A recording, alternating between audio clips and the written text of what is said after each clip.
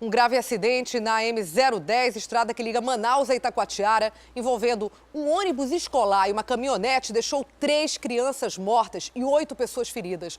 Segundo testemunhas, as vítimas estavam sendo transportadas na carroceria do veículo. O filho de Dona Marcilene ficou ferido no acidente e segue internado aqui no Hospital Joãozinho, na zona leste de Manaus. Eu vim atrás, logo atrás, com meu filho menor de 6 anos e o meu marido, quando o ônibus bateu no carro. Então, o seu filho de 6 anos estava com a senhora na moto e o outro de 12 estava na picape. Isso.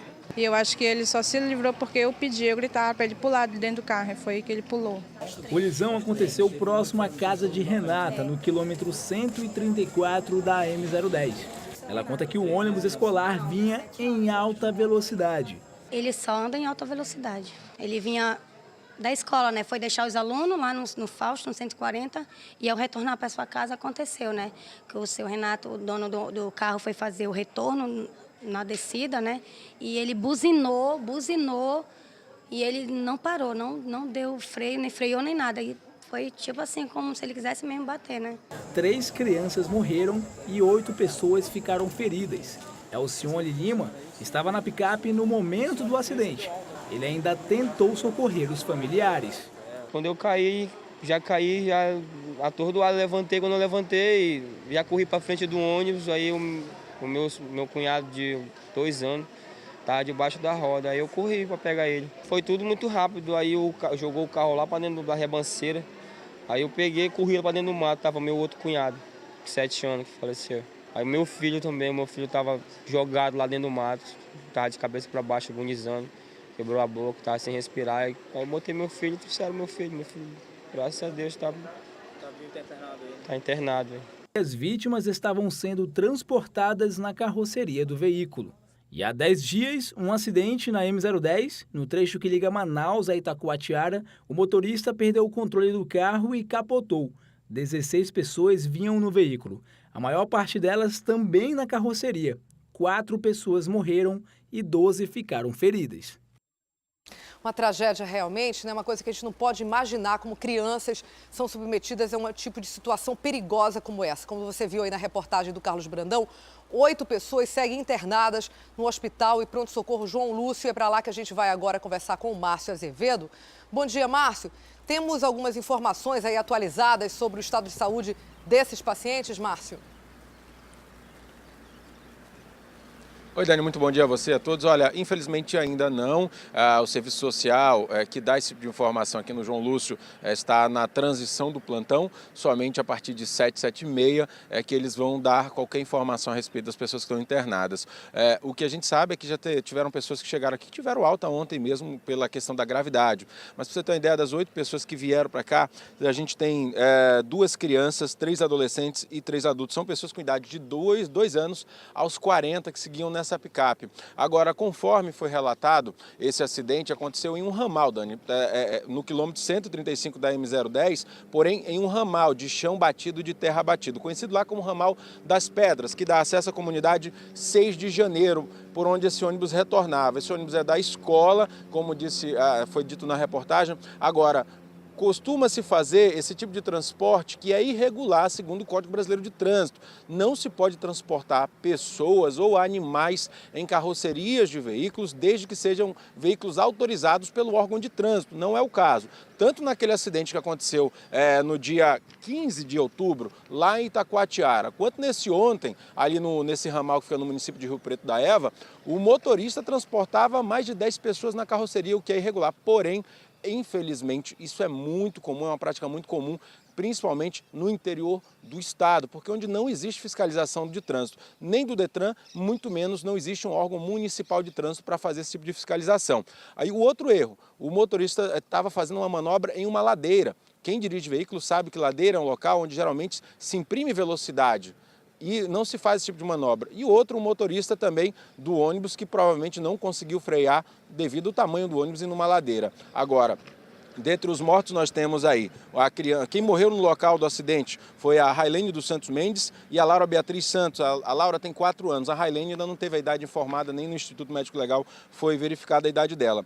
No entanto, uma criança chegou a ser socorrida em estado grave e foi levada lá para o posto de saúde da comunidade do Iporá, que já é no município de Itacoatiara. É o Gleidson Riquelme Alves, de 6 anos, mas infelizmente ele chegou lá, não resistiu aos ferimentos e faleceu. Aqui a situação, como eu falei, a gente não sabe ainda a gravidade geral desses pacientes que continuam internados aqui, porque, como a gente falou, o serviço social só vai dar esse tipo de informação a partir de 7, 7h30 da manhã, mas a gente torce que não seja nada de tanta gravidade. Agora, o caso vai ser investigado pela delegacia de Itacoatiara, estão procurando o motorista do ônibus, porque, segundo a diretora da escola, lá, a qual esses alunos que estavam na carroceria, essas crianças que estavam na carroceria estudavam, inclusive as que morreram, o motorista é conhecido apenas como Seu Moço, ele não sabe nem o nome de fato desse motorista, porém, ele abandonou o local após o acidente. Então aí tem a gravidade, tem que investigar o motorista, porque foi o causador do acidente, porém também tem que ser investigado o motorista dessa Hilux, que fazia o transporte irregular de todas essas pessoas. E aí, Dani, a gente faz o alerta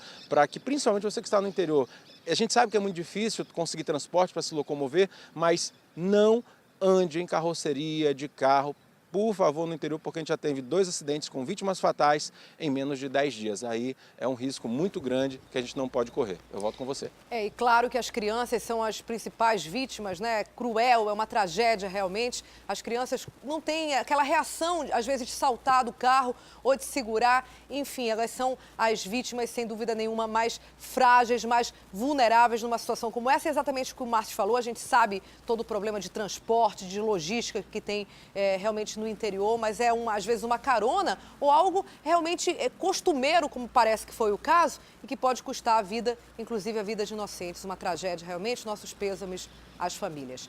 Márcio, falando ainda sobre acidentes de trânsito, ontem um ciclista morreu por imprudência, é isso mesmo? Que informações você tem a respeito desse assunto? Conta pra gente, Márcio. Olha, Dani, infelizmente mais um ciclista atropelado e morre na nossa capital. Eu não tenho esses dados consolidados, mas com certeza já chega aproximadamente 10 ciclistas atropelados num espaço de 2, 3 anos na nossa cidade. Dessa vez foi ali na Avenida Grande Circular, ontem por volta de 6h30 já da noite. Esse ciclista, segundo quem testemunhou o acidente, foi atingido por um ônibus do sistema alternativo, aqueles amarelinhos que seguiam em alta velocidade. O ciclista foi atingido, o motorista simplesmente fugiu do local, não prestou qualquer socorro. Ele ainda tentaram socorrer, mas a pessoa infelizmente acabou falecendo. A vítima ainda não foi identificada, os familiares ainda estão no Instituto Médico Legal para fazer a identificação e liberação do corpo. O caso vai ser investigado pelo 14º Distrito Integrado de Polícia, que deve tentar usar câmeras de vigilância do local ou pessoas que viram o micro-ônibus. Há um número que foi anotado, o número de série do ônibus, que não se sabe dizer se ainda é o final da placa ou se é aquele registro lateral. As autoridades vão levantar isso na Superintendência Municipal de Transportes Urbanos. Agora, Dani, vale ressaltar que, tratando-se de transporte alternativo, não é a primeira vez que a gente vê acidente com vítimas nesse tipo de transporte. Há pelo menos 2 anos houve um acidente também na Grande Circular com o capotamento de um micro-ônibus por conta de alta velocidade, pneu careca. Uma moça teve o braço arrancado. Já aconteceu na Avenida Mirra, há cerca de 4 anos atrás, também por alta velocidade, atropelamento com morte, e é muito frequente, tanto quem utiliza esse transporte quanto quem vê, principalmente nas ruas da Zona Leste, a alta velocidade imprimida por eles. Agora o detalhe, há cerca de 1 ano e meio, 2 anos atrás, assim que o atual diretor-presidente do Detran assumiu o órgão, ele realizou uma série de blitz na Zona Leste, juntamente com a polícia, para fiscalizar esses ônibus. A gente acompanhou algumas dessas blitz e o que assustou à época era que 90% dos ônibus parados, Dani, eram conduzidos por pessoas sem a mínima habilitação, não tinham nem carteira nacional de habilitação, porque esses ônibus eles estão funcionando de uma forma precária, porque não existe licitação para eles estarem atuando. Desde a época do prefeito, quem era o prefeito Serafim, a licitação ficou de ser feita, não foi, passou pelo governo amazonino Mendes, não aconteceu, nem aqui também no governo Arthur Virgílio também a licitação não aconteceu, eles funcionam de forma precária, são ônibus velhos, carecas, e como dizem, eles fazem o que querem no trânsito de Manaus. Na época, o Leonel Feitosa começou a apertar o cerco, houveram muitas apreensões de veículos e prisão de condutores sem a habilitação, porém essas fiscalizações simplesmente pararam e aí a gente começa a rever acidentes acontecendo nesse tipo de transporte. O que a gente torce é que esse motorista seja identificado e preso, porque é um pai de família e uma família que vai chorar hoje a perda de um ente que estava de bicicleta na Avenida Grande Circular ontem quando foi atropelado e morto. Eu volto com você. Márcio, antes de encerrar a sua participação ao vivo, eu queria te perguntar, você é ciclista, né? Inclusive já fez aqui uma reportagem aqui para o Manhã no Ar, saindo de próximo ali da sua casa, chegando aqui, a gente viu o tempo que leva, as dificuldades que leva. Eu queria que você fizesse um alerta aí para os ciclistas, você sendo um deles, o que fazer e o que não fazer no trânsito para ele também ciclista. A gente sabe que a obrigação é do motorista, que é o lado mais forte dessa relação, mas o que o ciclista pode e deve fazer também no trânsito caótico de Manaus para se prevenir de acidentes, às vezes acidentes fatais, tragédias como essa? Dani, primeiro de tudo, é seguir as regras de trânsito. Ele é um veículo também, apesar de ser uma bicicleta, mas ele é um veículo e ele tem que transitar, em vez de transitar na lateralzinha, colado na calçada, que pode ser muito mais grave para o acidente, ele tem que transitar na faixa ali da direita, ocupando a faixa. Tem que estar sinalizado com luzes de sinalização atrás e à frente. Capacete, tem muita gente que diz que esse capacete não ajuda muito em caso de colisão, porém ele pode ajudar bastante. E ficar com muita atenção. O que acontece, Dani, é que geralmente essas regras elas são tomadas por ciclistas que têm uma condição financeira melhor, que têm um conhecimento e acesso à informação melhor. A regra geral que a gente vê essas pessoas que utilizam a bicicleta, principalmente que moram nas zonas periféricas da cidade e utilizam a bicicleta como meio de transporte principal, é que elas não usam capacete, elas não andam na pista. A gente costuma muito ver ciclista que vem sempre pedalando na contramão porque ele tem a ideia de que ele vai ver o carro de frente, vai conseguir desviar, e a gente sabe que não é assim, tem que ir na mão do carro, mas as pessoas muito não gostam porque não estão vendo o carro que está vindo. São regras básicas que ajudam muito, sim. Porém, como você falou, não depende do ciclista, ele é o menor na via. O Código de Trânsito ele é bem claro, é o maior tem que proteger o menor. Porém, se a imprudência do motorista, de nada adianta o ciclista, porque assim como quem anda de moto, a proteção é o corpo. E aí é difícil, mas essas são regras básicas, é você andar de bicicleta na sua mão, usar capacete, utilizar iluminação frontal e na traseira da sua bicicleta, procurar andar na faixa realmente ali da direita, na parte do meio da faixa da direita e não coladinho da sarjeta, e ficar prestando muita atenção, e isso que eu vou dizer parece piada, mas não, e rezar muito para que a gente não pegue no meio do caminho motoristas imprudentes como esse que causaram esse acidente. Infelizmente, Dani, é assim. Obrigada, Márcio Azevedo. Daqui a pouco eu volto com você, então, com outras informações.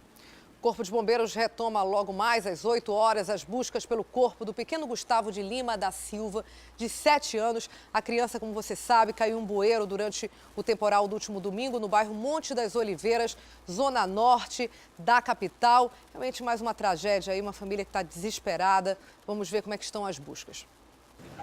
Os trabalhos recomeçaram nas primeiras horas do dia pelo Igarapé do Passarinho, ainda no bairro Monte das Oliveiras. Nós estamos com as equipes distribuídas nas duas margens do Igarapé e estamos descendo também com uma embarcação. Essa varredura ela vai seguir aí todo o fluxo do Igarapé, chegando possivelmente até o Tarumã também? Exatamente. Segundo o tenente que comanda a operação, as maiores dificuldades são a extensão e o acesso aos locais. O corpo pode ter se prendido em arbustos, como ele pode ter descido direto. Então, essa indecisão é muito grande. Então, é só descendo com as equipes, realizando a busca mesmo.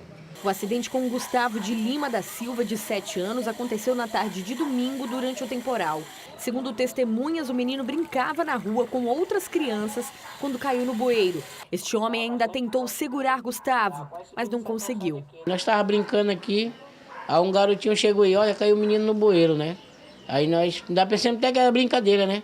Ele disse, não, é verdade. A gente correu para lá, quando vimos já estava só o cabelo dele aparecendo e a mão levantada. Eu tentei pegar ele, ainda me joguei lá, me ralei, mas não consegui. Peguei só na mão dele e não consegui puxar ele. Foi nesse mesmo bueiro que Isabel caiu há 7 anos, mas teve a sorte de ser resgatada. Carro brincando, fui correr atrás da garrafa, aí eu caí lá dentro, escorreguei. Eu saí, eu segurei em um galho que tinha lá. Aí quando eu olhei pra cima, eles jogaram a corda pra mim. Por aqui é comum ver os bueiros boca de lobo sem a proteção necessária para evitar acidentes. Nessa mesma rua, num espaço de aproximadamente 500 metros, contamos 6. Fato que preocupa os moradores do local. Vocês têm medo que isso aconteça de novo? Demais, tenho medo demais. Tenho medo demais. Eu tenho criança, né? Só que meu filho é tão grande, mas mesmo eu tenho medo do meu e medo dos outros. Criancinhas desse tamanho que tá aí, ó. O problema dos bueiros já causou 2 fatalidades registradas esse ano. No fim de abril, um menino de 6 anos caiu num bueiro parecido como esse no bairro Multirão. 2 semanas depois, a vítima foi um garotinho de 7 anos no bairro Alvorada. Em julho, o Ministério Público instaurou um inquérito para apurar a vedação de bueiros na cidade.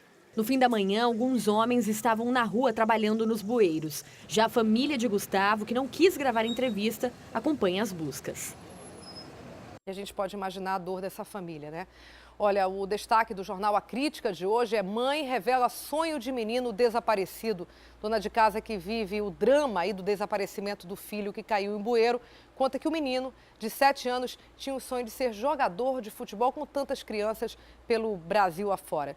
Você pode conferir essa e outras reportagens completas no seu celular ou tablet. É rápido e prático, viu? É só baixar gratuitamente o aplicativo A Crítica Digital. Cadastrando-se, você ganha, inclusive, um mês de assinatura digital do melhor jornal aí do norte do país. O aplicativo está disponível para os sistemas Android e iOS. A Crítica Digital, conteúdo grátis nas suas mãos. E tem gente que vive apagão constante. É o caso dos moradores do conjunto Bom Jesus. Eles estão há 2 meses sem iluminação pública na rua Amazonas. E eles contam, claro, com um sistema de segurança deles mesmos ali observarem as casas, porque sem luz, claro que a bandidagem acaba circulando por ali. Estão muito preocupados. É uma matéria comunitária que a gente mostra agora para você. Este é um trecho da rua que está na escuridão. Os postes estão sem iluminação pública. E este é outro trecho da rua Amazonas, no núcleo 9, na cidade Nova 2, zona norte da capital. Quem passa por aqui fica com medo. Como eu trabalho e chego tarde, sempre preciso sair esse horário para comprar comida. Meu marido está para a faculdade, chega tarde, só saio se necessário mesmo. É muito perigoso, tanto aqui quanto aí na rua 6 do Vila Real. Essa rua aqui também fica indo e voltando a luz, aí fica pior ainda, que fica um breu aqui. É bastante perigoso. Jefferson mostra a taxa de iluminação pública que ele paga todo mês. E mesmo assim, o cenário é de escuridão na rua. Infelizmente, como vocês viram, não temos o serviço, né? E o maior problema para a nossa comunidade é a insegurança. Porque se você não tem iluminação, como é que você vai ter uma segurança, né? Como é que a gente vai poder estar visualizando as pessoas, os indivíduos, né? Que na maioria das vezes aqui é uma rota de fuga, né? E ela não estando bem iluminada, a própria polícia não tem como agir, né? De acordo com os moradores, a situação está assim há 2 meses. Manaus Luz, por favor, olha pela nossa comunidade, olha pelos nossos bairros, entendeu? Nós estamos precisando de iluminação pública. A unidade gestora de projetos de abastecimento de energia elétrica informou que só tomou conhecimento aí dos problemas da iluminação pública na rua Amazonas por meio aqui do Manhã no Ar. O órgão vai acionar a Manaus Luz para que a manutenção das luminárias públicas sejam feitas. A UGPM Energia lembra à população que esse tipo de serviço pode ser solicitado pelo 0800 201 0001. A Manaus Luz tem prazo de até 72 horas para esses reparos. Faltando menos de 15 dias para o Enem, a ansiedade toma conta dos estudantes que vão participar aí do exame que dá acesso ao ensino superior. Além da revisão dos conteúdos, eles agora têm também que dar conta aí do nervosismo, né? Faltando aí pouco tempo. Como será que estão fazendo? Vamos ver na reportagem da Tamires Clé e do Eric Franco. Aqui nesta sala de aula, a concentração é total. O Exame Nacional do Ensino Médio está próximo e a pressão é grande. Só no Amazonas, mais de 200 mil alunos se preparam para a prova que abre portas de acesso ao ensino superior. O Enem acontece nos dias 5 e 6 de novembro.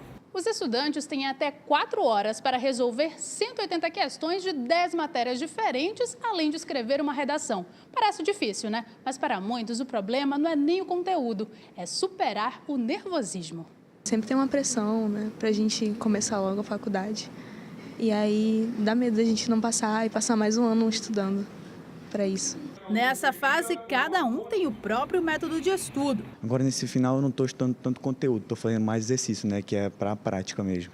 Dirley já prestou vestibular no ano passado e não conseguiu passar.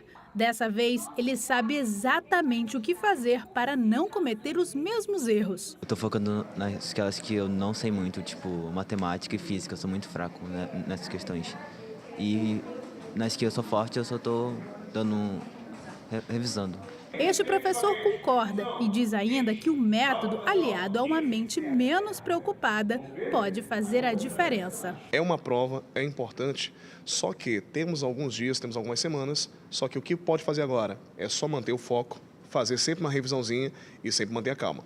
Não adianta ele puxar a pressão para cima dele, que isso não vai dar certo.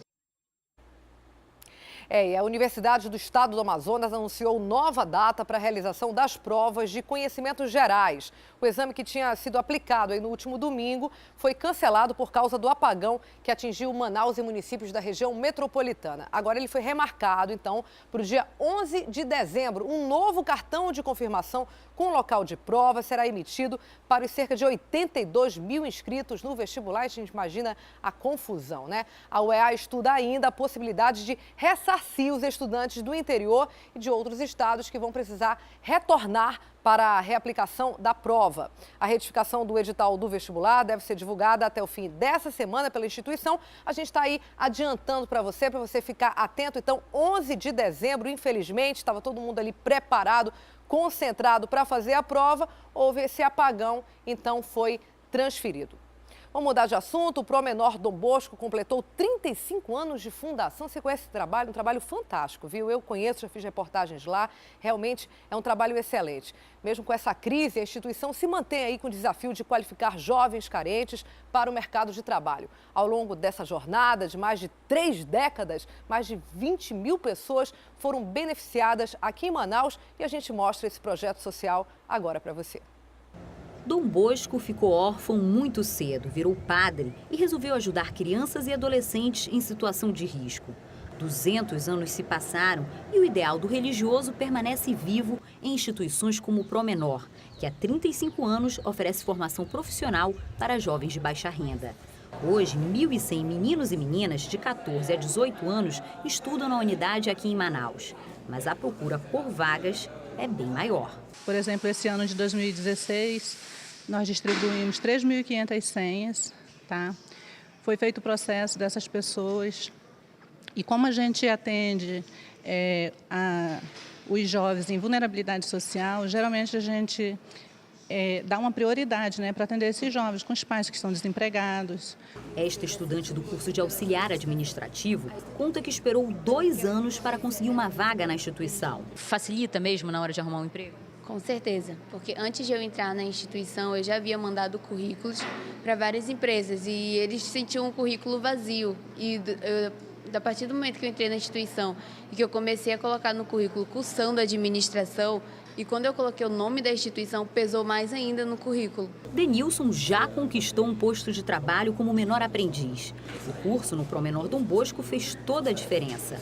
O curso ele me proporciona um preparo muito grande, tanto para a vida, convívio social, quanto para o mercado de trabalho, o ambiente de trabalho. Além da área administrativa, o Promenor Dom Bosco tem também oficinas práticas.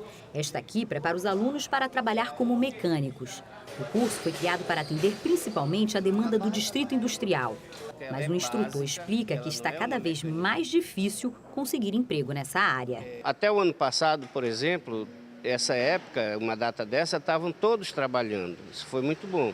Esse ano o negócio está mais difícil. Esse ano estamos esperando. Tem mais ou menos 40% dos alunos esperando, claro, esses 40% nas 2 turmas, de manhã e de tarde, né? Esperando a oportunidade e não está aparecendo. A crise está grande e a gente entende, por um lado, isso aí, né? Esta turma está toda empregada. No caso deles, a vantagem foi se inscrever em um curso patrocinado por uma fabricante de motos, que além de custear os estudos, contrata 100% dos alunos.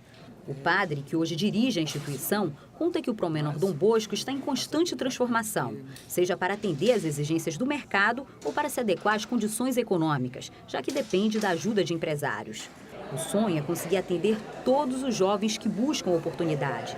Não apenas formá-los profissionalmente, mas transformá-los em cidadãos de bem. Dom Bosco, quando fundou as suas obras, o objetivo principal era formar bons cristãos e honestos cidadãos.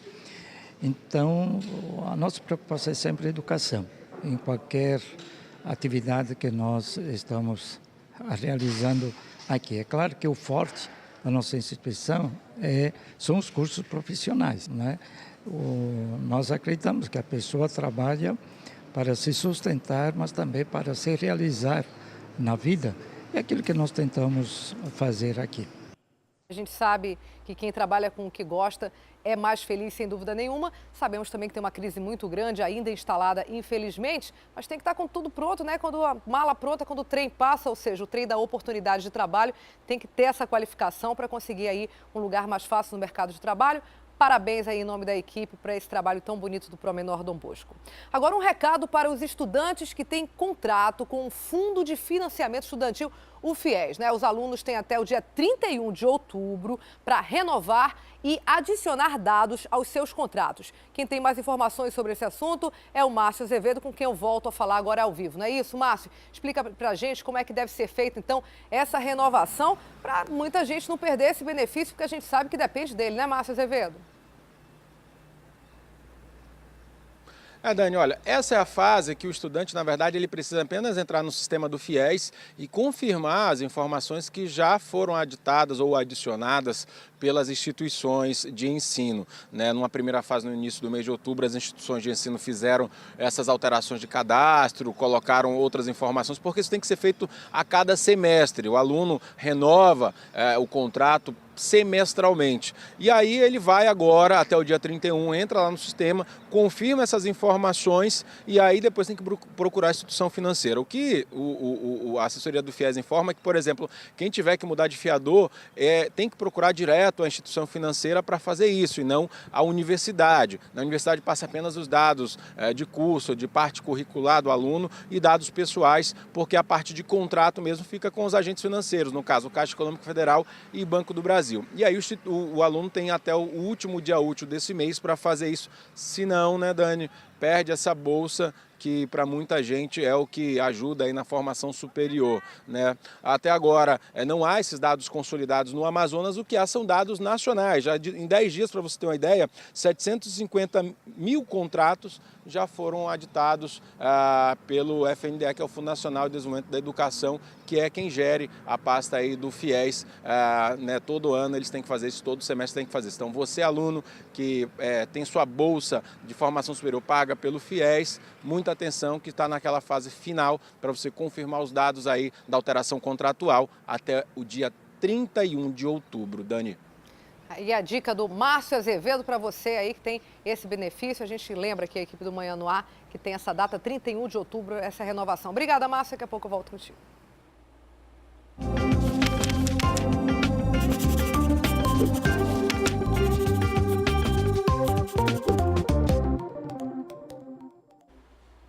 Olha, o transporte fluvial é o meio mais utilizado, para algumas pessoas aí o preferido, né? Para ir até cidades vizinhas ou até mesmo outros estados. Para dar conta da alta demanda, nossa capital possui um complexo portuário com cerca de 10 portos lá pelo centro, alguns mais estruturados, outros menos. E pensando em tornar mais fácil a vida dos milhares de passageiros que utilizam esse meio de transporte, alunos de uma comunidade ribeirinha ajudaram a criar, sabe o quê, gente? Um aplicativo muito bacana que a gente vai conhecer agora no quadro Lição de Casa Especial, aniversário de Manaus, que foi ontem, mas a gente continua comemorando, vamos ver. No porto da Manaus Moderna, todo dia é assim, um vai e vem de passageiros, a maioria rumo a comunidades no interior do estado. A senhora está indo para onde? Maria da Base. Você vai para onde agora? Janacá. Onde fica o Janacá? Em Manaus mesmo? Fica aqui perto, só 1 hora de viagem. Você vai para onde agora? Comunidade Curuçá. Diferente dos terminais de ônibus, aqui quem não chega no horário exato perde a viagem. Que horas que a lancha sai todo dia aqui? Às 9 horas. Se chegar 9h01, não pega mais? Já saindo já. Então nós temos que ser bem rápido e prático para não perder o barco. E não perder o dia de trabalho. Também, né? Porque a vida do professor é corrida. Placas de sinalização para ajudar não tem nenhuma. Os vendedores de passagens é que fazem muitas vezes o papel de guias. Aqui aparece gente de todo local, né, que aparece aqui querendo informações e a gente temos que dar, é o nosso dever, né, o que a gente procura dar informações corretas, né, para aquelas pessoas que não sabem, né, quais são os barcos que vão pegar, que horas as embarcações chegam, e a gente tem que dar um pouco de informações para elas, porque elas ficam desorientadas aqui e a gente procura dar uma orientação melhor aqui para elas. São centenas de barcos, cada um com horário e trajeto específicos. Para evitar confusão na hora do embarque, um professor e alunos ribeirinhos tiveram uma ideia que está ajudando muita gente. Um aplicativo de celular que mostra as linhas, horários e caminhos feitos por 200 barcos regionais. O Transporte Fluvial de Manaus está disponível para telefones com sistema Android. O projeto surgiu quando o Ademar viu as dificuldades dos colegas professores na hora de embarcar rumo às escolas do interior. Existem dois tipos de passageiro. O passageiro que já tem aquela linha, aquele barco certo, que ele vai para aquele destino que ele sempre vai, onde ele reside. Geralmente ele vem fazer compras em Manaus e volta nesse mesmo barco, né? Então esse geralmente ele não usa muito o aplicativo porque ele já tem a sua rota correta de barco. Mas existem aqueles passageiros que pegam barcos diferentes, porque viajam para diferentes municípios no estado do Amazonas. Então esses passageiros, eles necessitam de um auxílio, até porque Manaus é uma zona portuária muito grande, né? Você tem Porto da Ceasa, Panaí, Manaus Moderna, Roda e Compensa, São Raimundo.